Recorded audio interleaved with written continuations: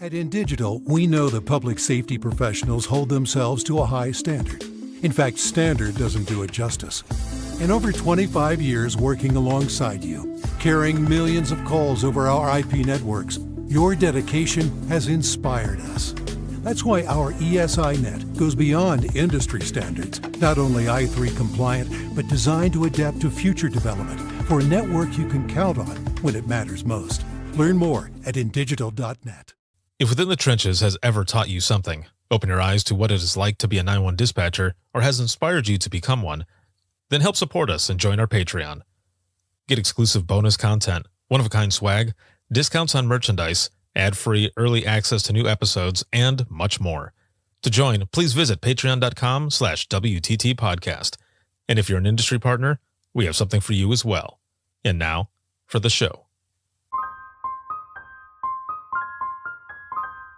This is Jordan, and you're listening to the Code 7 Podcast Network.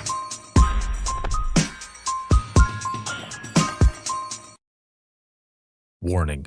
This episode contains the 3 A's of podcasting: adult content, adult language, and awesomeness. You've been warned.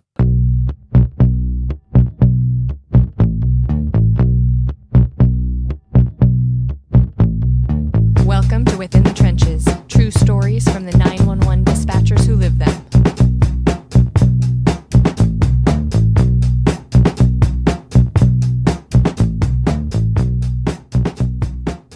Hey, what's going on? This is Ricardo with the Code 7 Podcast Network, and this is going to be Within the Trenches, true stories from the 911 dispatchers who live them. This episode is sponsored by InDigital, a leader in next-gen core services, and a big shout-out, as always, to patrons of the podcast or subscribers, whether you're on Facebook or Circle. Thank you for everything. It is November 6, 2024, and I am out here in Georgia. I'm in Cobb County 911. I'm here teaching an 8-hour course for a couple days, but today specifically, we're recording episodes. I think this is number 4 out of like 6 or 7 that I'm going to be doing, and it has been a lot of fun. I'm here with my guest. My guest next up is Madison, and she is an emergency communications officer number 2 and training officer number 1, again with Cobb County 911 out of Georgia. How's it going? It's going good. All right, welcome.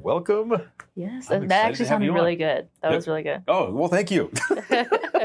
I had a lot of practice being on radios while in dispatch, really? so I would That's where have that skill is heading towards. Something. Sweet. Yeah, just talking a lot of shit. I would be there would be times where I would be on there, and you know how they'll send dispatch, like National Weather Service. Mm. They'll send, the information over that some storm is coming. Right. Well, I would always volunteer to be the one to say it, because I would sometimes play on the radio. Mm-hmm. And yeah, the way you're like, I know your kind. And I would get on there and I would say, Elegant Central to all stations and units the National Weather Service has, and just They go probably through were it. living for that. Oh, so a portion of the officers would key up and they would say, oh, good job. But then other people would send me an MCT message directly on the computer and say, you're an asshole. I'm like, oh, thanks. I'm like, all right. So Best of both worlds. Yeah, some people are cool with it. Other ones are like, Yeah, nah, son. someone has Like, to keep you humble. It's right, just yeah, built in the that's system. exactly what it was. Yes, you got to keep me humble. Yes. So we were talking just before we started recording here, and you were saying that you've got about 2.5, 3 years in now. Yeah, I started in 22, I think, in June. So June will be 3 years. Nice. Mm-hmm. How did you get into public safety to begin with? Do you come from a family of public safety, or you just kind of, you saw it and you're like, I want to try it? I was one of those people that didn't know what 911 was. My family's military, and I knew what it was. Like, obviously, everyone's watched The Call. Right. But Thanks, Halle Berry. right, so, talent. Anyways, I went to college, thought I wanted to be a cop, and then like go into like state management. I don't know what I wanted to do. And then a random 911 dispatcher came in and was like, oh, like there's people that do those things. That's so cool.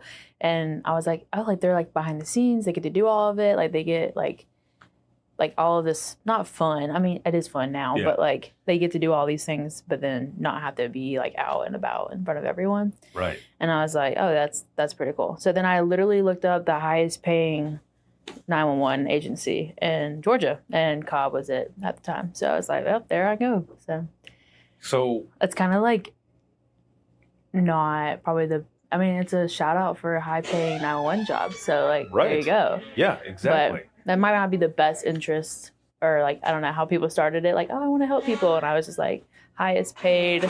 Well, hey, people got to get paid, right? Right. They got to make money as well. Yeah, dollar make you holla. So. Yeah, exactly. Yes. So you found Cobb County through a search, right? So were you not living in Georgia No, already? I went to Valdosta State. No, I lived in Georgia. Oh, okay. And yeah. I'm from Arkansas. Yeah. And I lived in Georgia, moved when I was in middle school, and my whole family went back when I went to college.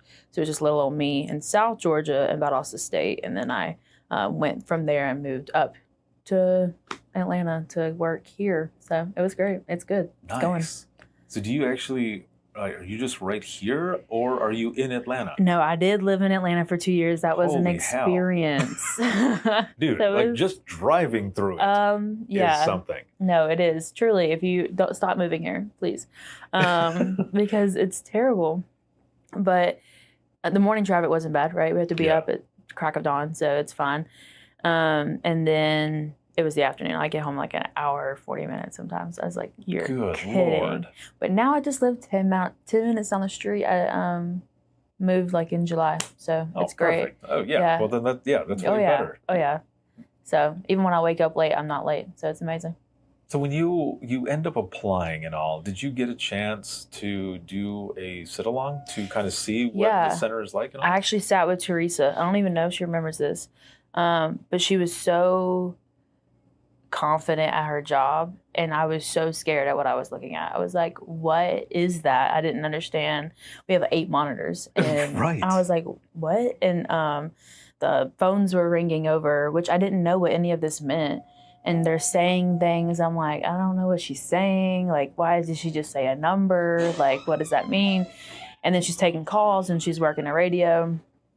All now that I'm like, oh, this is easy. This is, right. and I'm Yeah, like, of this course. is just makes sense. But like, I still remember that day being like, just in awe of how much they do. So, props to her. I should probably tell her that. It's crazy, right? Because like you said, what you had kind of coming in was the call. Yeah. Right. So No, seriously, how it varies in my mind. You're seeing that, and you see what it looks like, but then you get into the actual center, and it's like, yeah, okay, it's not.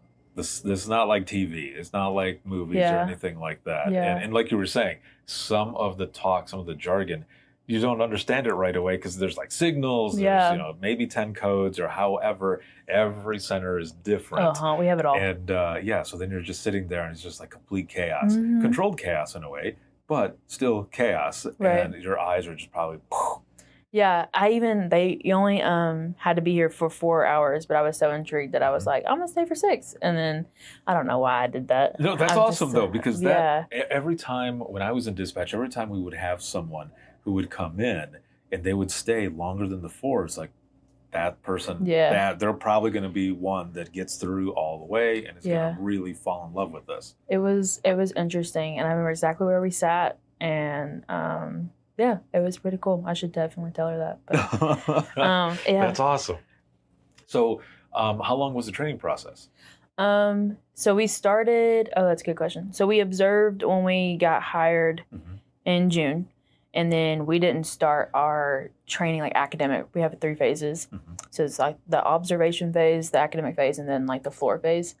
And we were observing, and when we started in August, I believe, end of July, August. It's a little different than what it is now.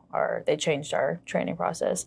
And month and a half, got released in the beginning of September, released at a terrible time. Our deputies, we had 2 deputies that got shot. Oh, wow. And the night after they were shot was my first day on the radio, and worked the same radio. And I was trained on radios first. They don't do that anymore.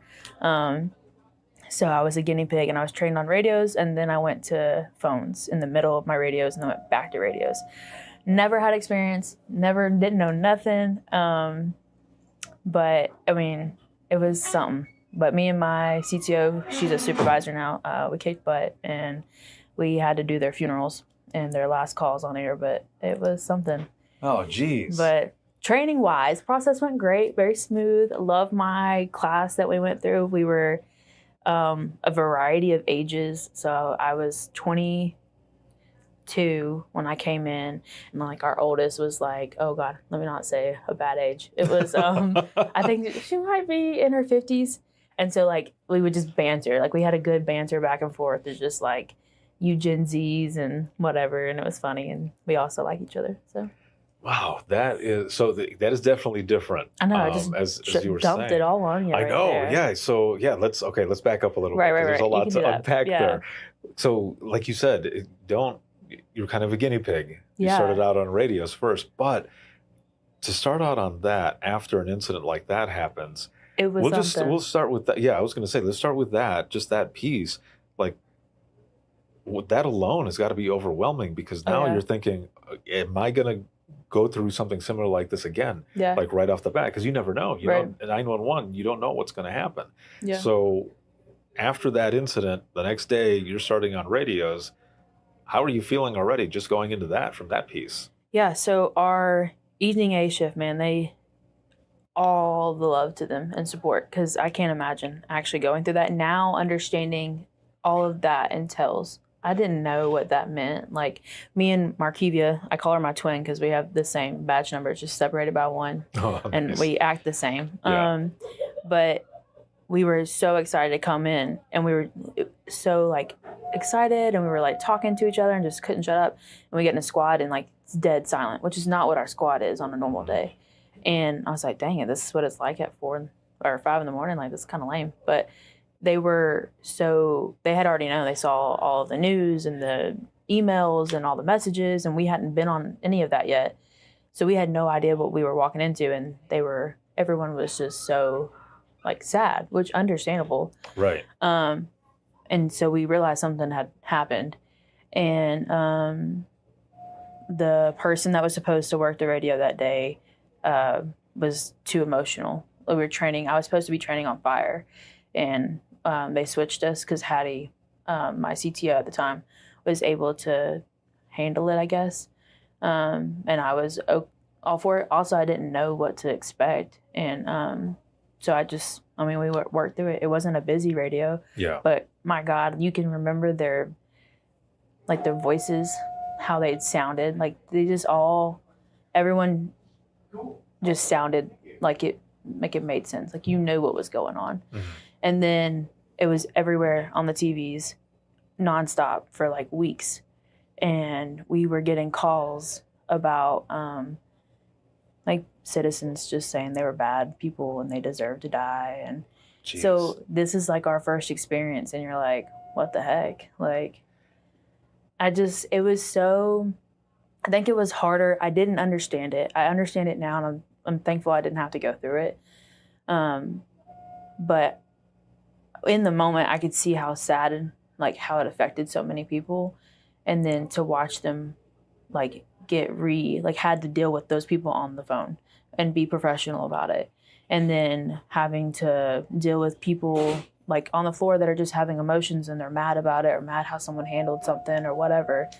And like watching it, honestly, maybe not most people felt pride, but like I was prideful for our shift to like take this fuckery of a mess and just really try and push it in a box and tie a bow on it, make it nice and neat to help with the week. So it's a hard thing. Just listening to you, like I remember, you're taking me back to some of the times that I had as well, where just like you're saying, it's our job to be professional, right? Yeah. And calm. And especially when people are calling in and they're talking about the folks that are basically your second family, that you're with more than your own family sometimes. It's hard to hold that in. Yeah. And you have to hold that in. And I can just imagine for you as well, all of it is just completely eye-opening. Oh yeah. I've told people this, and more so recently, that like you, especially if you are dispatching in an area that you live in, you know things are going on. Yeah. You see things that are going on. You see things in the news.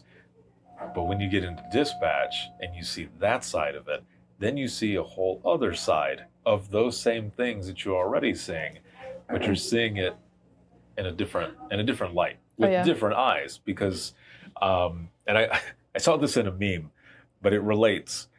It's talking about Scooby-Doo, and it says that basically, like, when you're an adult and you see Scooby-Doo, you realize that they've been chasing these monsters, right? But what's under the mask? Humans. And you realize that those monsters are real, but that they're human. Right. And it's like, damn, like that's hard to take, you know? Like, as a kid, you're just like, oh, philosophy. I know, right? Yes. Like, what the hell? And it's almost the same way when you get into dispatch. You realize that there are monsters out there. Yeah. Whether it's just people attacking you for, you know, what you represent, or the others that you work with, that they might feel a certain way, kind of like how you're saying, or you've got these calls that come in that you think, this can't be real. But it's real. It's the same shit that you see like on Dateline episodes or whatever. Yeah. But you're the one who's living through it with those people who are calling in. Yeah, eye-opening is a good way to put it. Everyone's like, oh, like, I love watching the whatever real-time crime and stuff like that. And then I'm like, no, I don't think anyone could have understood how dark people can get. Right. And like, they're I actually don't know if I can say that, but the shooter himself called in, and we spoke to him, and he was bragging about it. And there were so many units that didn't know that or a couple years had passed, we were all sitting talking, and we said that, and they're like, we didn't know that. We didn't know y'all had to deal with that. And I was like, yeah. Like, and now being on this side of it, like, it's happened several times where an officer was in a situation and people call in, say like, oh, I hope he gets shot worse next time, or I hope he dies or whatever. And we have to still be professional about it. And I was like, I don't, like, that's the dark part. Like, yeah, PD goes out and sees it and stuff, but like, people like confessing like what they hope happens to someone, or doing what it happened, like doing it and then bragging about it, is something like I've never experienced. Yeah, it's another level of darkness there, right? Especially because, like you said, we're not the ones who are out there seeing this per se. However, everything that you hear, you're putting these pieces together in your brain as a puzzle. And, sometimes, of course, what you're putting together, what you're hearing on the phone is a lot, could be completely different. Yeah. You know, what you're picturing is a lot worse than sometimes what is actually out there. Yeah. But I think that's why conversations like this are important, because there are folks out in the field officers who don't know what it's really like, but also those in the public as well. Yeah. To realize there's a lot more to this. You're not just sitting there answering the phone or just answering the radio. There's way more that is going on. Absolutely. You bring me back to a few as well, where, you know, people would call in and just say some of the craziest things, and you're sitting there like it's recorded line. Right. It's like, okay, where do we go from here? But like you were saying with that piece as well. So let me ask this question. With that incident, did you guys have a debriefing? Like, were you part of the debriefing? No, actually. They had a debriefing. It was mainly for the shift that dealt with it, right? Because we didn't come in dealing with it. Like, it was done. True. Yeah. And I know it was open to people, but I think they actually had two. One that, like, just for the shift itself, to go through the steps, the motion, and just see what happened that night. Yeah. And then they opened it to everyone and had a debriefing. Again, I didn't know what that meant.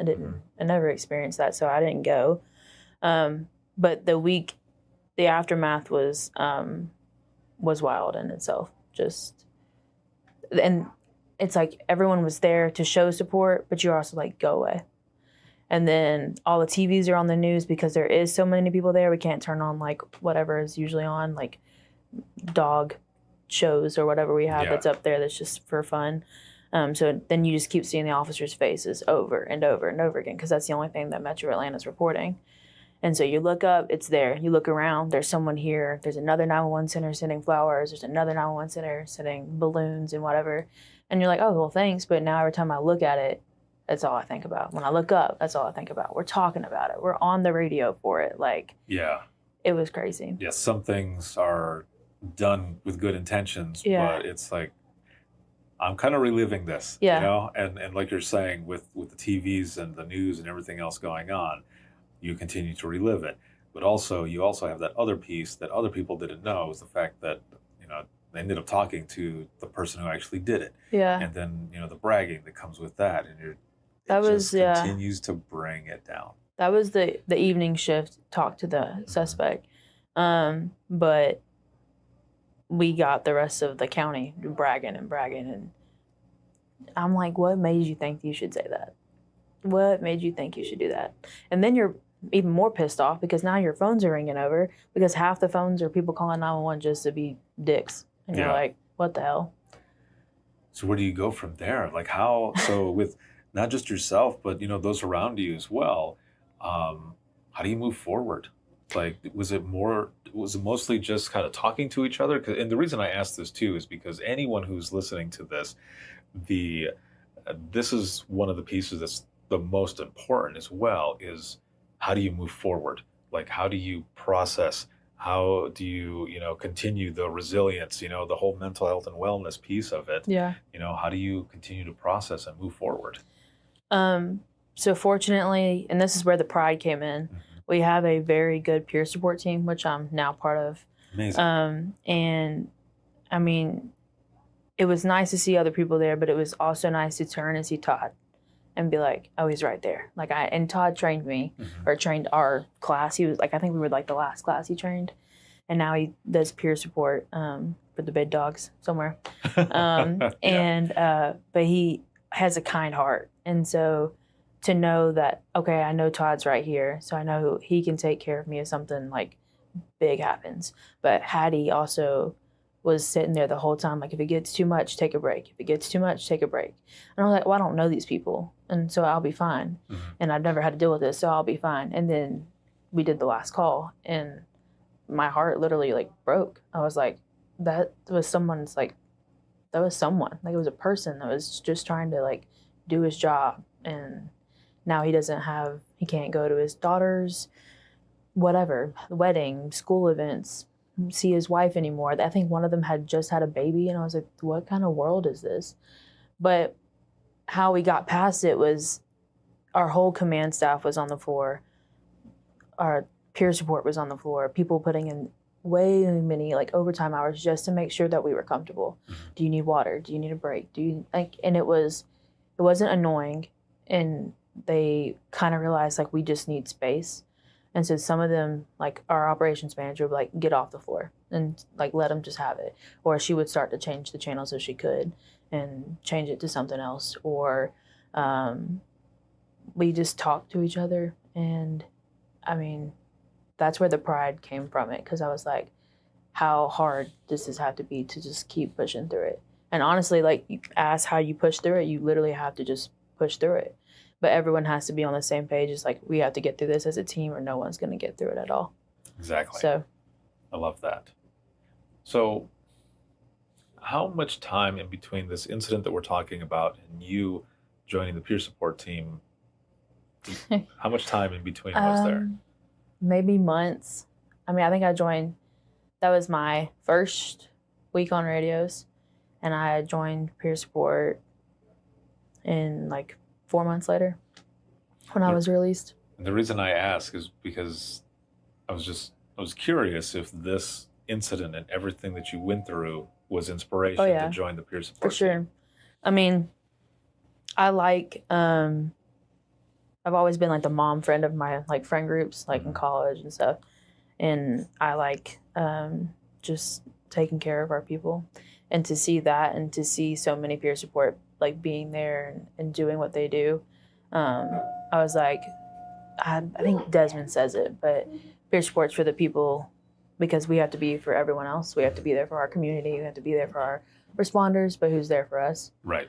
So I just like, yeah, you're right. We got to take care of ourselves, and I'll be the one to do it if there's no one else there. So that's awesome. Yeah. When you first got into this profession, did you picture leading up to this where you would be? No, I didn't. Yeah, and I'm glad I had the naiveness in the beginning. because now we're in deep, and I know exactly like what. So if a unit keys up and says 63, like I couldn't imagine my heart. But I'm glad I had the naiveness now. But it was still dark going in and hearing all that, seeing all that. So, wow. How do you feel like the profession has changed you?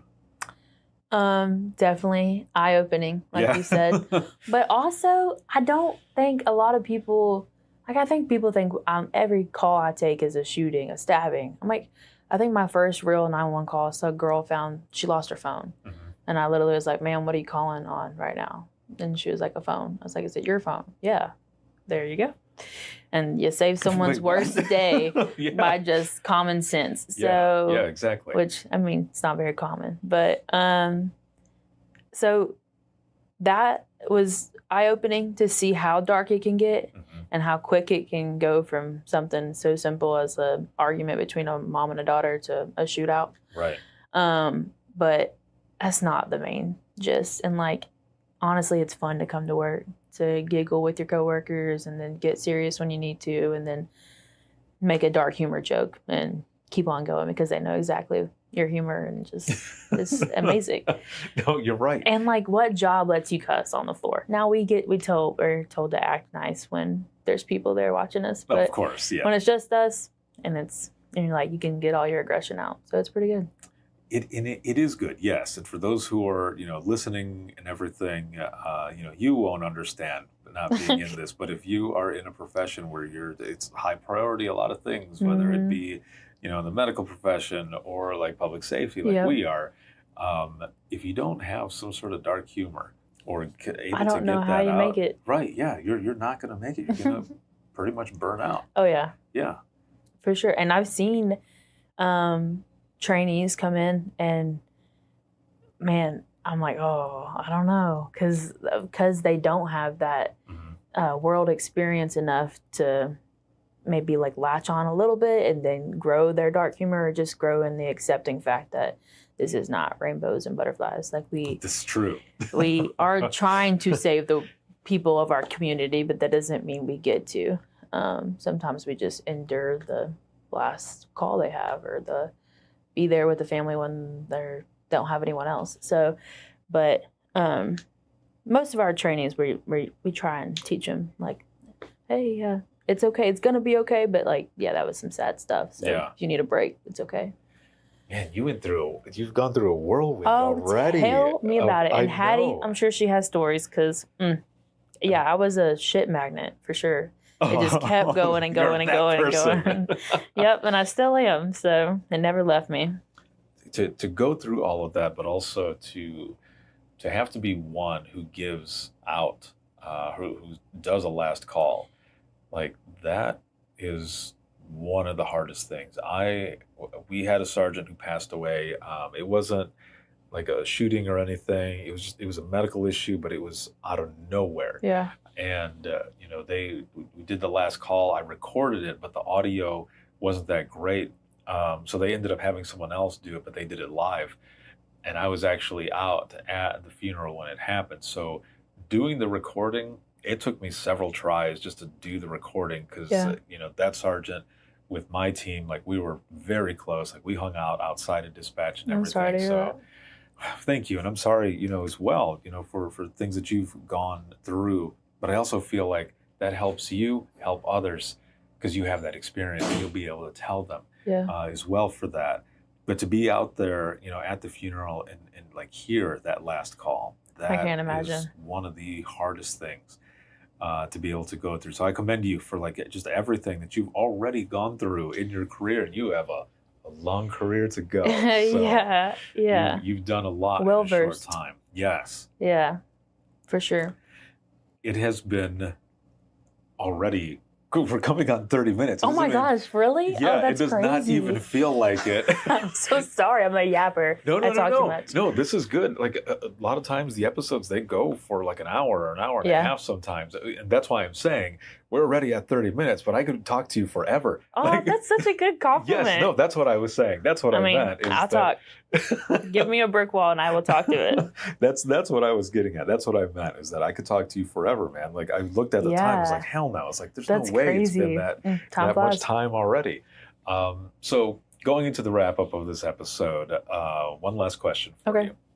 It's been 3 years, or 2.5 going on 3 years. A lot has happened during Yep. that time. If you could go back to the beginning to talk to yourself in the beginning of your career, just to give yourself some advice, not to change anything, because right, there's a lot that's happened Yeah. leading up to where we're at today. And don't always want to change stuff in the past because it could lead to something completely different. You're like, okay, this is not where I was before, you Right. know? So not to change anything, but if you could go back to the beginning, just to talk to yourself, maybe to give yourself a little bit of advice, what would you say to yourself? That's good. Probably not that I have judged my coworkers, Mhm. but I wouldn't understand how they responded to certain things. Now I do. When they would get super like amped up and like excited on calls, that I was like, why would you be excited about that? Or even adrenaline rushes, like, and they would be yelling across the room, and like I thought it was like not unprofessional, but I didn't understand the experience, and I was always like, well, I'm gonna be better than that. Yeah. And instead of with that attitude, and not in a mean way or like the young ones think they're always better, which they do, but not in that way, but just to stop, watch, observe, and learn from it. Soak it in and learn from it rather than looking at it to see how you could be better at it. Because you can always learn something from someone. So Exactly. I used to just look at it and be like, oh, I wouldn't do it like that. I would do it this way. I also, because I was on radios first, I was like, oh yeah, like I got it. And then not that I was prideful, but in my inside, I don't think I was ever arrogant on the outside. But inside, I was like, okay, yeah, I can do this. Anything, I can handle it. Yeah. And then I had my own run-in with, like, as soon as I got released, I had a unit just key up, say one at gunpoint. Didn't know where he was. Didn't know what he was doing. Wasn't even supposed to be on my radio. But I guess when he was in a fight, he had switched. I didn't know who he was, and I literally broke down in tears after the adrenaline like came off, because I was like, oh, what if something would have happened? Yeah. And it was on me, like, what would I do to that family? Like, how would I say anything? Right. And then, of course, you think back to, I was almost in the seat of where I watched, like, when I first came here. So always just watch, observe. The older people know what they're doing. That's why they're here. They got it. So, but I'm super proud of my shift. I've been on the same shift since then, and I love them. They're irritating, but I love them. I love that.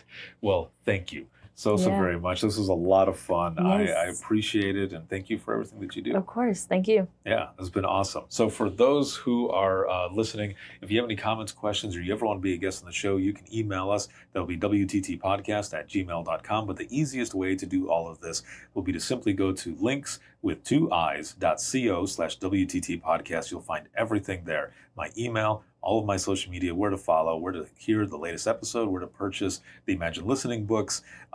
If you're looking for any podcast or dispatch merchandise, you can find all of that on there as well. And if you want to be a guest, as I mentioned, there's a link on there as well. So if you are new to dispatch, seasoned, or you are retired, I would love to share your story. I've been doing this for over a decade, and I would love to have you on. So make sure to go there. Once again, it's linkswith2eyes.co/WTT podcast. This episode is sponsored by InDigital, the leader next gen core services. You can find this on social media to watch and then to listen 24/7. You can go to Apple Podcasts, iHeartRadio, Spotify, your favorite podcasting app, and withinthetrenches.net. Have a good one, everyone, and we will see you in the next one.